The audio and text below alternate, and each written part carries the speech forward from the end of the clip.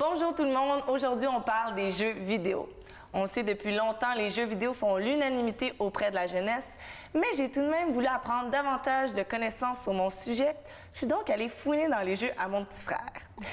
Et ce que j'ai constaté, c'est dans certains jeux, c'est quand même beaucoup de violence, du sexisme et des stéréotypes.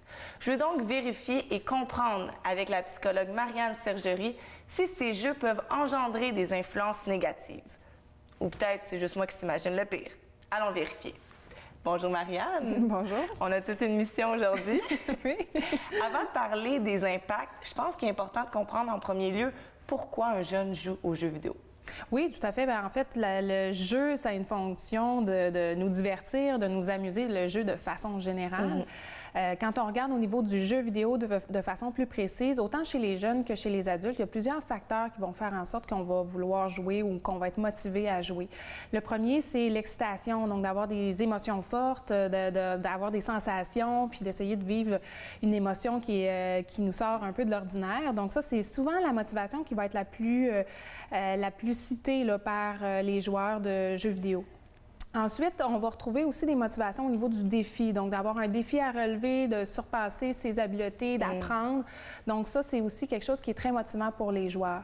L'aspect compétitif aussi est un aspect qu'on va voir souvent au niveau des jeux vidéo, surtout dans les jeux en ligne. Donc on va pouvoir mesurer nos compétences, nos habiletés avec d'autres joueurs. Il y a souvent des tableaux de score. Tout à fait. Avec les tableaux de score, c'est ce qui nous permet de voir où on se situe par rapport aux autres joueurs. L'aspect des interactions sociales et l'aspect de la diversion qu'on appelle, ce sont dans le fond les deux facteurs qui peuvent faire basculer certains joueurs vers une utilisation qui est peut-être plus problématique. Donc la diversion, ce qu'on parle, c'est le fait de vouloir éviter certaines émotions désagréables, éviter le stress, éviter l'ennui, éviter les frustrations. Donc à ce moment-là, pour certains, ça peut avoir une fonction tout à fait saine. Là, c'est normal de vouloir arriver chez soi puis changer les idées. Mais si c'est si c'est l'unique source qui nous permet de décrocher, à ce moment-là, on peut s'interroger. Au niveau des interactions sociales, là où ça peut devenir un problème, parce qu'en soi, ça peut être le fun aussi de créer des relations, mais c'est quand on se retrouve parmi les jeux en ligne massivement multijoueurs, donc les fameux MMO qu'on appelle. Donc, ce sont des jeux qui sont persistants, c'est-à-dire qui continuent à évoluer en ligne, même si le joueur ne joue plus. En fait, ou ne joue pas, ou s'absente parce qu'il y a d'autres occupations dans sa vie. Ça va être, dans le fond, les jeux qui vont avoir un potentiel addictif plus grand que d'autres types de jeux, parce que ça donne l'impression aux joueurs que plus il joue, plus il va avoir du contrôle sur le jeu. Donc ça, c'est un aspect qui peut être un petit peu plus problématique. Puis, si je comprends bien aussi, ça peut lui donner l'impression, quand il quitte, qu'il y a des choses qui se passent, qui manquent. Tout à fait. Donc, il peut avoir peur de manquer quelque chose, peur de manquer, une attaque avec son groupe. Il y a l'effet de loyauté aussi qu'on va souvent observer là, dans les guildes, dans certains types de jeux. Donc, je dois absolument être là. Si je suis pas là à ce moment-là, je vais me faire renier de mon groupe ou on va pas nécessairement faire en sorte là, que je sois le bienvenu les prochaines fois. Donc ça, pour certains, surtout chez les jeunes, des fois, ils peuvent être un petit peu plus sensibles à ces dimensions-là, notamment au rejet. Tu as dit le mot attaque. Moi, ce que j'ai vu beaucoup dans les jeux vidéo, c'est de la violence. Tu sais, combat, attaque, tuer. Oui. Est-ce que ça peut rendre le jeune violent à force de voir des images violentes? En fait, c'est une super bonne question parce que les résultats sont quand même un peu mitigés par rapport à ça. On n'a pas d'études claires qui dressent un lien entre la violence et les jeux vidéo, mais bon, ça dépend un peu de quelles variables sont utilisées ou sont étudiées à travers les études. Par contre, ce qui est important de garder en tête, c'est que les jeux ont des cotations, des cotes en fait, comme les films.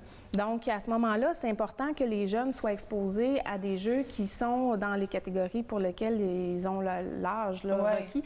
Donc, c'est sûr qu'un jeu qui est coté 18 ans et plus, bien, ça ne serait pas approprié à ce moment-là de faire jouer un jeune de 10, 12, 13 ans parce que le contenu est considéré comme étant plus violent, parce qu'il y a des fois des images plus explicites, puis le jeune n'a pas nécessairement la maturité affective et cognitive pour faire face à ce type de contenu-là. Donc, c'est préférable à ce moment-là de faire attention au contenu auquel auquel les jeunes vont être exposés.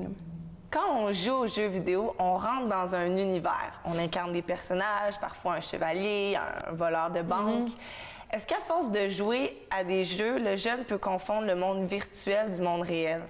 En fait, il n'y a aucune étude qui supporte cette idée-là parce que, puis c'est souvent quelque chose qu'on entend, des fois on a l'impression que les gens vont confondre la vie réelle et la vie virtuelle, mais en réalité, les joueurs sont tout à fait capables de faire la distinction. Au même titre que quand on écoute un film d'horreur ou un film, je sais pas, sur les zombies, on va être très immergé dans l'expérience, on va embarquer dans l'histoire, mais au moment où on va mettre les choses sur pause, par exemple, on va savoir que c'est pas ce qui est en train de se passer dans la vie réelle. C'est la même chose pour les jeux.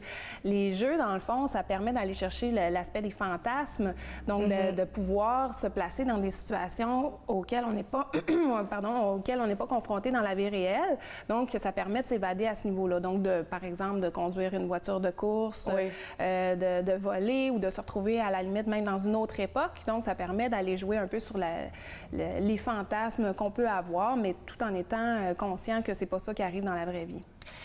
Depuis tantôt, on parle des jeux vidéo, puis moi, j'ai un souvenir très marqué qui me vient en tête. Tantôt, je parlais de mon petit frère, mais j'ai aussi un grand frère. Puis jeune, j'ai un souvenir que ma mère attire le fil du Nintendo pour que mon frère décroche. Puis je pense que cette image, les gens vont être très familiers, les jeunes surtout vont être très familiers avec ça, de voir le parent là, qui tire le fil. Parce que les jeunes deviennent facilement accros. Est-ce qu'il y a un moment où l'utilisation des jeux vidéo peut mener à une dépendance? Oui, tout à fait. À partir du moment où, comme la cyberdépendance de façon générale, quand l'utilisation vient qu'à prendre toute la place, donc quand le jeu devient comme l'unique source de gratification, l'unique source de détente, l'unique source d'entrée en relation avec les autres, à ce moment-là, c'est là où on peut s'interroger sur la place que ça prend. C'est pas parce qu'un jeune ou un adulte joue beaucoup, par contre, que c'est forcément problématique. Donc, des fois, c'est important de faire la distinction entre justement à quel moment ça devient un problème ou non.